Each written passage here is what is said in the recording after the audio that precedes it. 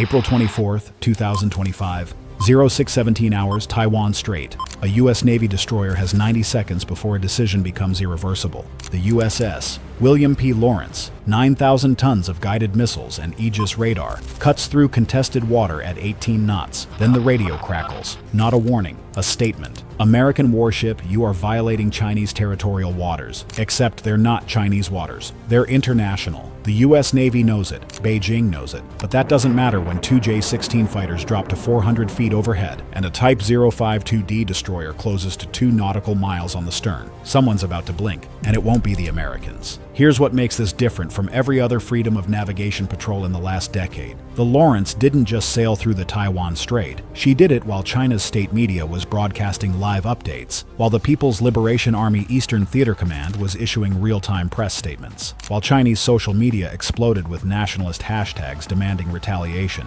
The U.S. Navy's response: radio silence. No press briefing, no dramatic tweet from the Pentagon, just the Lawrence holding course like she was cruising through the Chesapeake Bay on a Sunday afternoon. But under that calm surface, systems were hot. The ship's AN/SPY-1D radar was painting every aircraft within 200 miles. The Mark 41 vertical launch system, loaded with SM-2 and SM-6 interceptors, was in condition 1. Fire control solutions calculated and updated every 8 seconds. Because this wasn't routine. This was a test. The Taiwan Strait, 100 miles of water separating mainland China from Taiwan. By international law, specifically the UN Convention on the Law of the Sea, it's an international waterway. Any vessel, military or civilian, has the right of innocent passage. But Beijing sees it differently. To them, it's a domestic corridor, part of their internal waters. And for years, they've been pushing that narrative harder and harder, trying to normalize the idea that U.S. warships need permission to transit.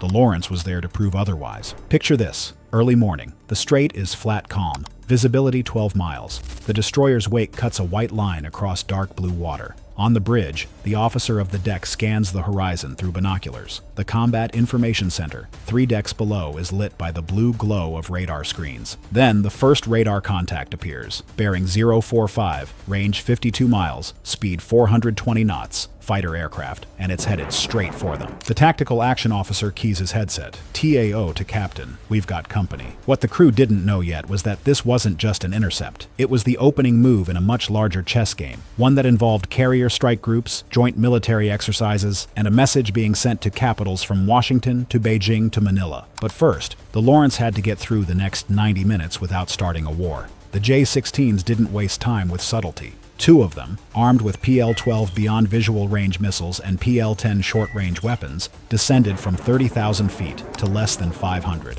Close enough that the Lawrence's lookouts could see the weapons' hardpoints under the wings. Close enough to trigger every alarm system on the ship. In the Combat Information Center, the Air Warfare Coordinator watched the radar tracks drop like stones. His hand hovered over the comm switch. One wrong move by those pilots, one radar lock, one aggressive maneuver, and he'd be calling weapons tight to weapons free in under 5 seconds. But the Chinese pilots knew the line. They got close. Damn close. 400 feet overhead, close enough to create a low-altitude radar shadow. Close enough that the ship's CIWS system briefly tracked them as potential threats, but not close enough to justify a response. Here's why that matters. The rules of engagement in the Taiwan Strait are finely calibrated. U.S. Navy ships have the right to self-defense, but only if there's a clear and present threat. A low pass by fighters? Aggressive? Sure. Provocative? Absolutely. But not actionable. Unless one of those jets actually locks fire control radar on the ship, then the equation changes. Fast. The Lawrence's electronic warfare suite, the AN/SLQ-32, would detect a radar lock in milliseconds. The combat system would automatically designate the aircraft as hostile, and the Aegis system, which can track and engage over 100 targets simultaneously, would present firing solutions. At that point, the decision tree collapses to a single question. Do we wait to be shot at, or do we shoot first? But the real pressure wasn't coming from the air. It was coming from 8 miles astern. A Type 052D D destroyer, NATO designation, Luoyang 3 class, had been tailing the Lawrence since she entered the strait. Not aggressively, not close enough to be called dangerous, just there. A persistent reminder that the People's Liberation Army Navy was watching, recording, ready. The Chinese destroyer was slightly larger than the Lawrence, carrying a similar weapons loadout: HQ-9 surface-to-air missiles, J-18 anti-ship cruise missiles, anti-submarine torpedoes. In a straight fight, it would come down to crew training, electronic warfare capabilities, and who got the first shot off. Both captains knew this. So why was China pushing so hard? Why the live press statements? Why the fighter intercepts and the destroyer tail? Why turn a routine transit into a media spectacle? Because this wasn't about one ship. It was about proving a point. And the point was simple. We control these waters, and you're only here because we allow it. But the US Navy wasn't buying it. And that's when the situation went from tense to genuinely dangerous. Because while the Lawrence was threading through the Taiwan Strait with Chinese fighters overhead and warships on her tail, another pressure point was lighting up 300 miles to the south. And this one involved thousands of troops, dozens of ships, and live-fire missile drills aimed directly at Beijing's strategic nightmare. Within 12 hours of the Lawrence's transit, the United States and the Philippines launched Exercise Balikatan, the largest joint military drill in the history of the alliance. 14,000 troops, 40 ships, fighter jets, attack helicopters, amphibious assault rehearsals.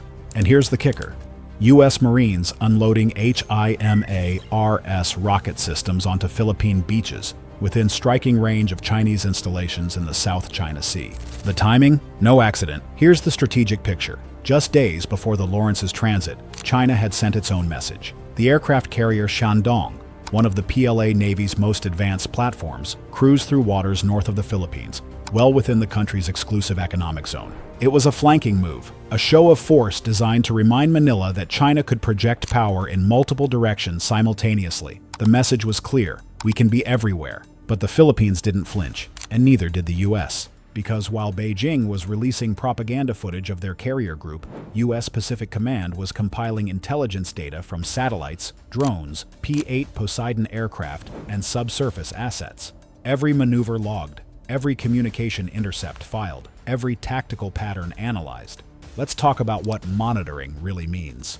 The Lawrence wasn't operating alone. She had eyes in the sky, military satellites providing real-time positioning data. She had ears underwater, likely a Virginia-class submarine running silent somewhere beneath the strait, tracking the Chinese destroyer's acoustic signature. And she had the full weight of the U.S. intelligence apparatus backing every decision. When those J-16 fighters took off from their airbase in Fujian province, the U.S. knew it before they cleared the runway. When the Type 052D destroyer adjusted course to shadow the Lawrence, that maneuver was tracked and analyzed in milliseconds. This is what modern naval warfare looks like. A chess game played at the speed of light, where information is as valuable as firepower. And Beijing? They were rattled. Not panicked, not backing down, but rattled enough to escalate their public response. The PLA Eastern Theater Command issued a second statement, this one sharper and more direct. They called the Lawrence's transit illegal. They called it provocative. They warned of serious consequences if such operations continued. State media anchors in military uniforms spoke of hostile infiltration and dangerous provocations that threaten regional peace. But behind the dramatic language was something colder, a narrative being constructed. China was framing this not as a routine freedom of navigation operation, but as an act of aggression, an unlawful intrusion, a violation of sovereignty. Why does the framing matter?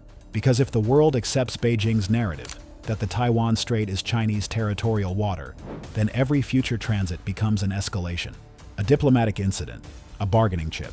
But if the U.S. keeps sailing through unchallenged and unapologetic, then Beijing's claims start to erode.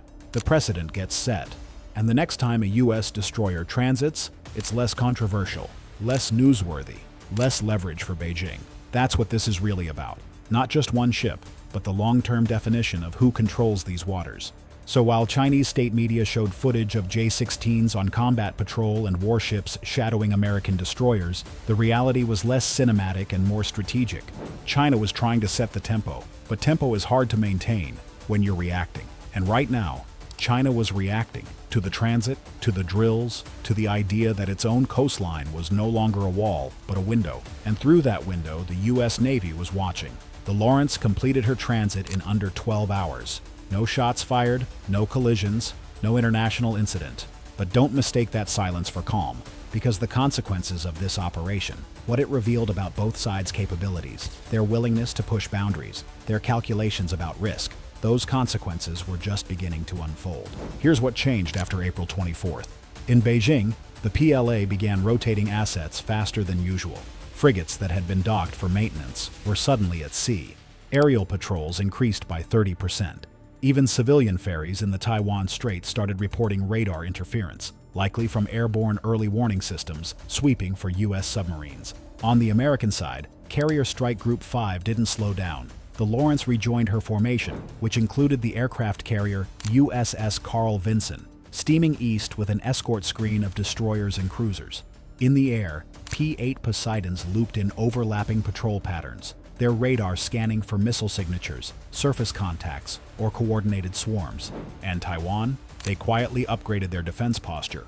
More interceptor flights by F-16, increased activity around radar sites, logistics hubs running overtime, roads leading to mountain bunkers saw heavier military traffic than usual. Everyone was preparing. Because here's the truth, this was a stress test.